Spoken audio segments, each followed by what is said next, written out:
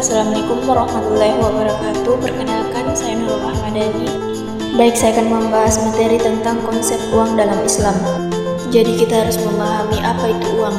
Uang adalah sesuatu yang secara umum diterima di dalam pembayaran untuk pembelian barang-barang dan jasa-jasa, serta untuk pembayaran utang-utang. Uang juga dapat didefinisikan sebagaimana fungsinya, yaitu sebagai alat tukar, sebagai unit penghitung, sebagai alat penyimpanan nilai atau daya beli, dan sebagai standar pembayaran yang tertangguhkan. Adapun kriteria dan fungsi uang. Kriteria uang terbagi menjadi 6 bagian.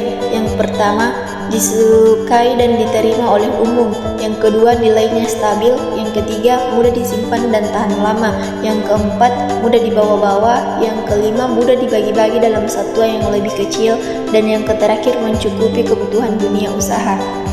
Dan adapun fungsi uang itu terbagi menjadi 4. Yang pertama, alat tukar perdagangan. Yang kedua, satuan hitung. Yang ketiga, alat penyimpanan nilai. Dan yang terakhir, standar pembayaran yang ditangguhkan.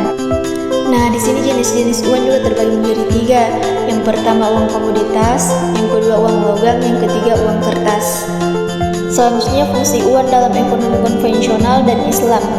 Dalam ekonomi konvensional terbagi menjadi 4 bagian. Yang pertama, satuan hitung. Yang kedua, alat transaksi. Yang ketiga, penyimpanan nilai. Yang keempat, standar pembayaran di masa mendatang.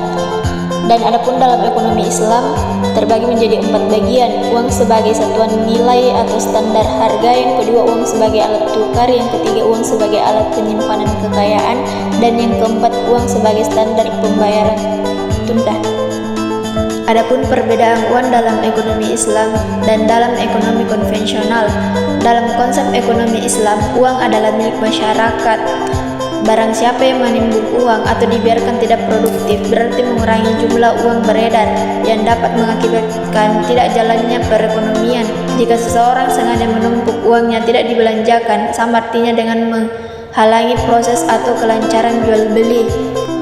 Sedangkan dalam ekonomi konvensional mengartikan uang secara bolak-balik, yaitu uang sebagai alat tukar dan sebagai kapital. Namun seringkali uang diidentikan dengan modal atau kapital. Uang dianggap sebagai private goods. Sedangkan Islam mengartikan uang bersifat flow concept dan merupakan public goods. Arti flow concept adalah uang harus mengalir.